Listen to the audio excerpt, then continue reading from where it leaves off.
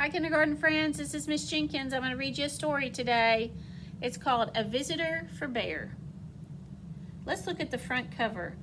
Who do you think are the characters in this book? Maybe Mouse and a bear? What do you think they're doing in this picture? Bear is pointing to a sign that says no visitors allowed. What do you think of someone who puts out a sign like that? Do you think Bear wants the mouse to come into the house? What do you think will happen in this book? All right, remember this is the front cover, the back cover, the back of the book, and here is the title page, A Visitor for Bear.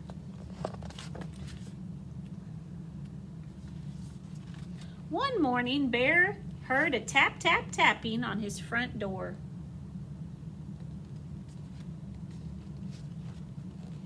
When he opened the door, there was a mouse, small and gray and bright-eyed.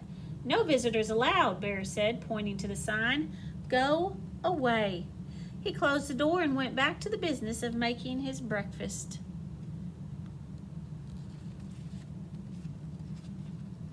He set out 1 cup and 1 spoon. But when he opened the cupboard to get 1 bowl,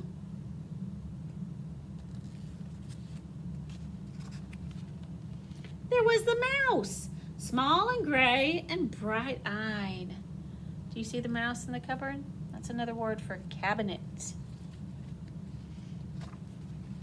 I told you to leave, cried Bear. Perhaps we could have a spot of tea, said the mouse. Out, commanded the bear. Most sorry, said the mouse. I'll be going now. Bear showed him to the door and shut it firmly.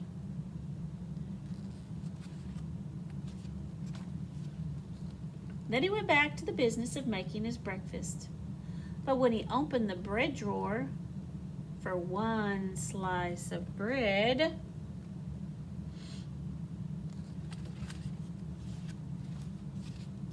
there was Mouse, small and gray and bright-eyed. Do you see that mouse? It's the bread drawer. Does it look like Bear's very happy? Nope.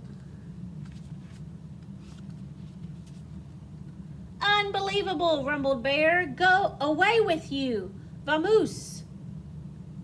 I do like a bit of cheese, said the mouse. Bear pointed a rigid claw towards the door. Yes, then. Here I go, said the mouse. Farewell. And the mouse whisked off to the door. Do you know what the word vamoose means?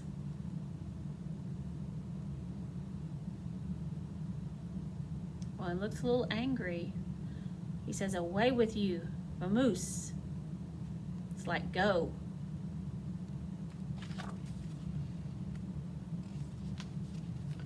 This time, Bear shut the door very firmly and locked it tight. He locked the windows too, for good measure. He sure is hoping that mouse does not come back. Then once again, he went back to the business of making his breakfast. But when he opened the fridge to get 1 egg, what do you think is going to happen when he opens the fridge? There was the mouse, small and gray and bright-eyed, of course. Be gone, roared Bear. Now look at his mouth open. He is very, very upset. He says, be gone.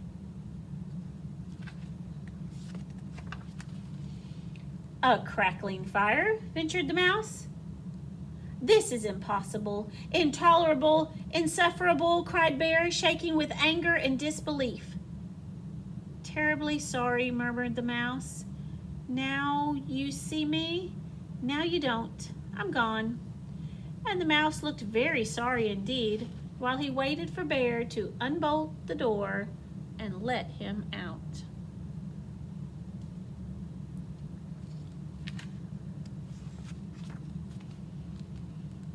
This time, before he went to bed, and he went back to the business of making his breakfast, Bear shut the door very, very firmly, locked it, boarded the windows shut, stopped up the chimney, and even plugged the drain in the bathtub. So he's trying really, really hard to keep that mouse out. Carefully, Bear set about the business of making his breakfast. He opened the cupboard. No mouse. He opened the bread drawer. Nothing. Phew!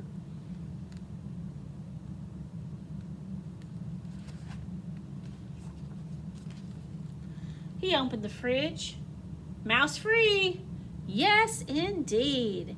He lifted the lid of the tea kettle. So look, he's happy because so far, no mouse. There was the mouse, small and gray, and well, you know the rest. Bear fell to the floor and wept. I give up, he blubbered. You win. I am undone. So Bear looks like he's about to give up. He can't get his breakfast made because of the mouse. So sorry, said the mouse, but perhaps if I could have a bit of cheese and a cup of tea, and do you think we could unstopper the chimney and have a nice fire? Bear blew his nose with a loud honk. But then, you must go, he sniffled. No visitors allowed. You have my word, said the mouse. So the bear has agreed for him to have a cup of tea and a bit of cheese and a nice fire. But then Bear says, you have to go.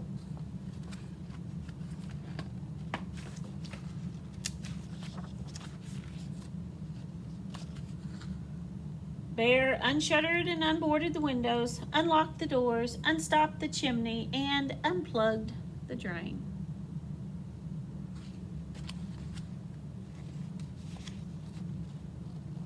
He brought out 2 plates of cheese, 2 teacups, and he made a crackling fire in the fireplace for 2 sets of toes.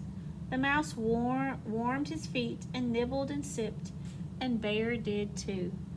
They sat for a long time. The clock in Bear's house ticked loudly.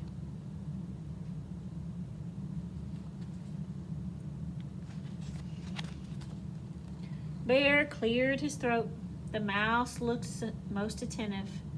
No one has ever been most attentive to Bear. The fire is nice, Bear announced. Lovely, said the mouse. No one had ever said Bear's fires were lovely. I can do a headstand, said Bear.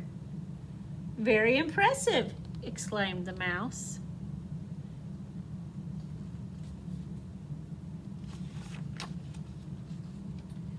Bear told a joke. The mouse laughed heartily.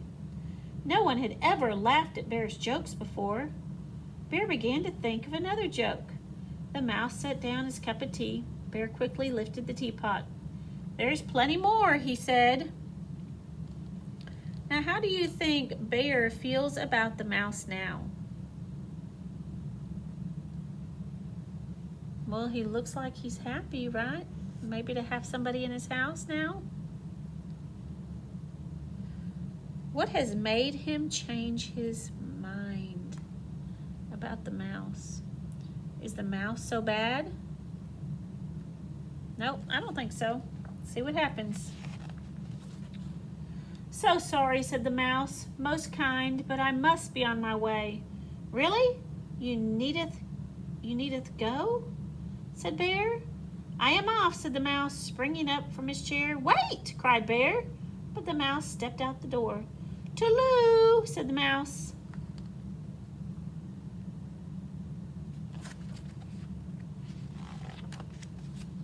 Don't go, wailed Bear, throwing his body across the path. But I gave you my word, said Mouse, pointing to the no visitor sign.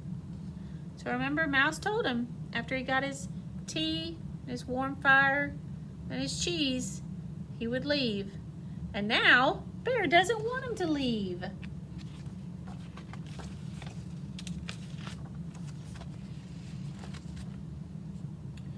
"Oh, that," cried Bear, pulling down the sign and tearing it up. "That's for a salesman, not for friends."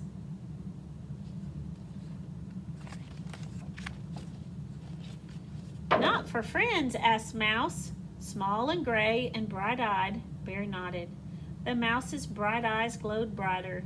Bear smiled. So look, they're both smiling now. Bear has a new friend, and Mouse does too.